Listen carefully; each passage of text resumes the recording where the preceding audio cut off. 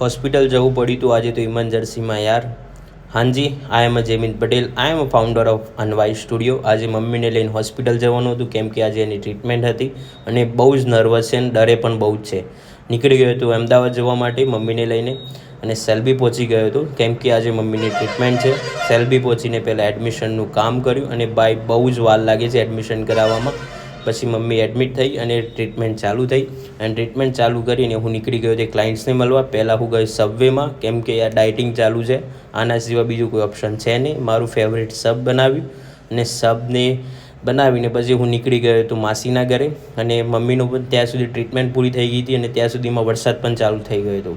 પછી નીકળી ગયો ઘરે, પણ ભાઈ રસ્તામાં બહુ જ વરસાદ હતો અને બહુ જ હેરાન થઈ ગયો હતો ડ્રાઈવ કરતાં અને પછી અમે આવી ગયા હતા ગ્રીન વેમાં. આ મારા ફ્રેન્ડ્સની જ હોટલ છે, બહુ જ મસ્ત જમવાનું બનાવે છે, તમે જરૂર વિઝિટ કરજો. Thank you so much and subscribe my channel and like